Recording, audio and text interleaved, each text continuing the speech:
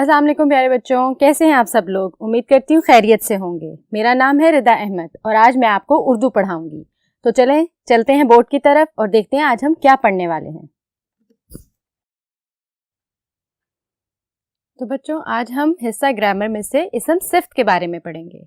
इसम सिफ्त क्या होता है, इसम सिफ्त जुमलों में कहाँ इस्तेमाल होता है और हम अपनी रोज़मर्रा ज़िंदगी में इसम सिफ्त को कैसे इस्तेमाल कर सकते हैं, आज मैं आपको आपकी किताब में दी गई बहुत सारी मुख्तलिफ सरगर्मियों के ज़रिए समझाऊंगी और उम्मीद करती हूँ आपको बहुत अच्छे से समझ आएगा। तो चलें शुरू करते हैं अपना आज का सबक। इसम सिफत। सबसे पहले हम देखेंगे इसम सिफत की तारीफ। वो इसम जिससे दूसरे इसम की अच्छाई या बुराई बयान हो, इसम सिफत कहलाता है। इसका मतलब ये है कि वो इसम जिससे किसी इंसान की, किसी चीज़ की या किसी जगह की अच्छाई या बुराई वाज़िया हो, उसको हम इसम सिफत कहते हैं। तो प्यारे बच्चों, अब मैं आपको बताऊंगी कुछ मिसालों के बारे में और हम उन मिसालों से बहुत अच्छे से समझेंगे इसम सिफत होता क्या है। मिसालें, चलें पहली मिसाल को देखें। गरम दूध। अब इसमें दूध इसम है और उसकी खूबी क्या है कि वो गरम है, तो हम इसको अलग से लिख लेते हैं, गरम। दूध की खूबी क्या है कि वो गरम है। चलें दूसरी मिसाल देखते हैं। अच्छा लड़का। लड़के तो बहुत सारे होते हैं, लेकिन उसकी इसम सिफत क्या है कि वो अच्छा है। बिल्कुल, तो अब हम अच्छा को अलग से लिख लेते हैं, अच्छा।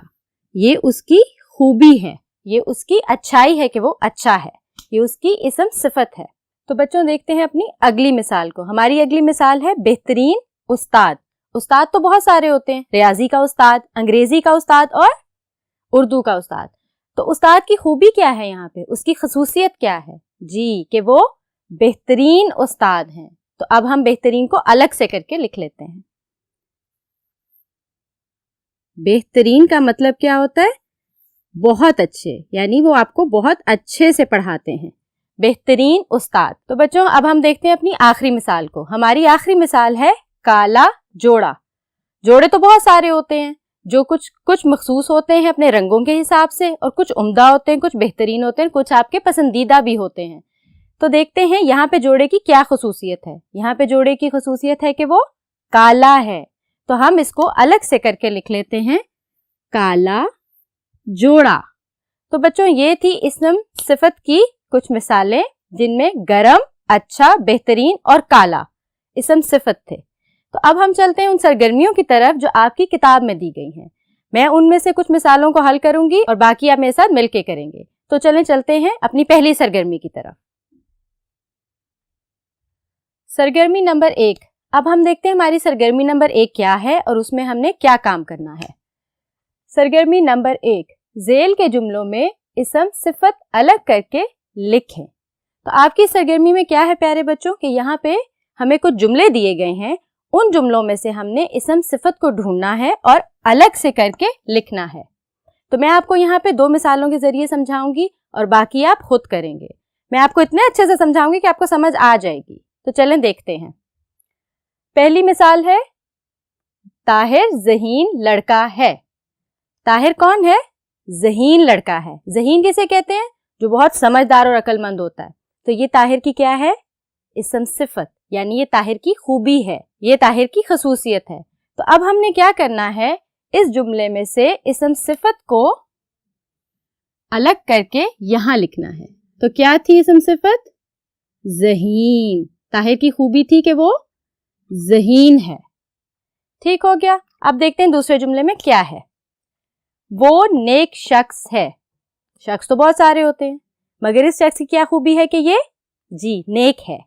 तो हम नेक को अलग करके यहां लिख लेंगे, नेक शख्स है, यानी वो बहुत अच्छा शख्स है। ठीक हो गया बच्चों। तो ये थी हमारी पहली सरगर्मी। मैंने आपको 2 मिसालों के जरिए समझाया है और आपने बाकी की खुद से करनी है।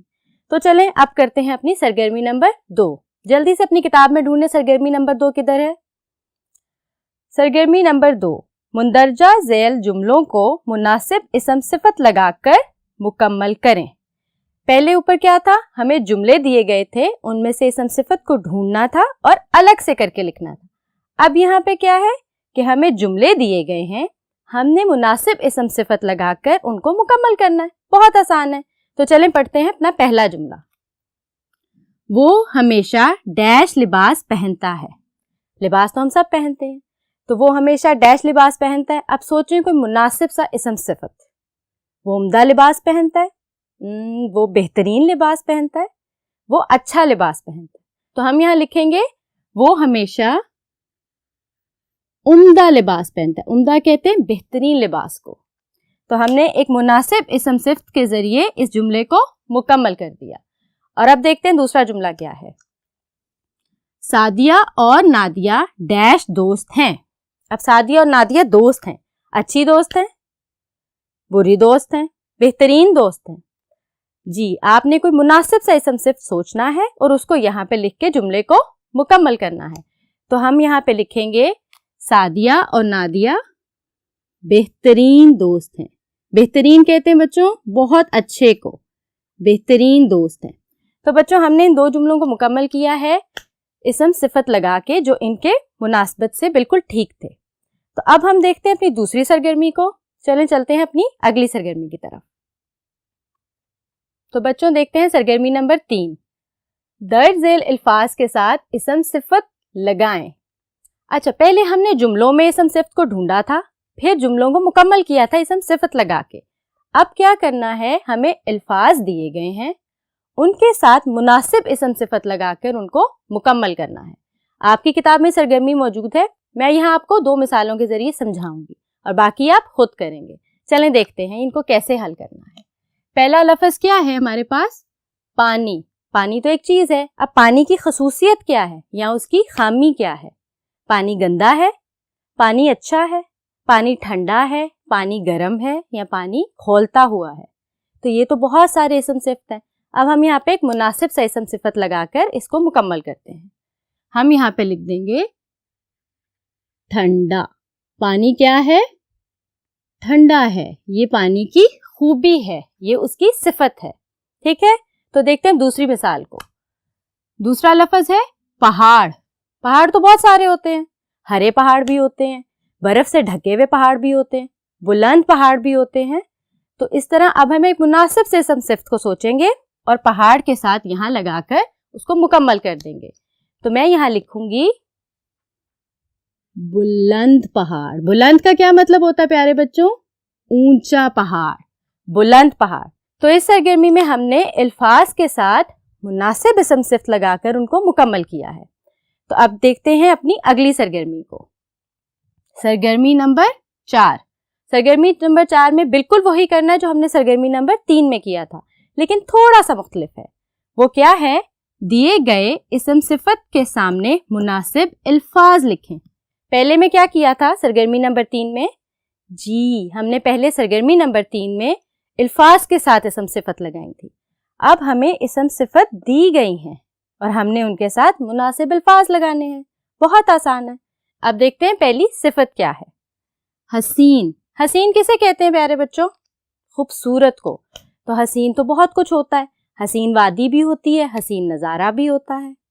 तो हम यहाँ पे वादी लिख देते हैं, हसीन वादी, यानी वो वादी बहुत खूबसूरत है।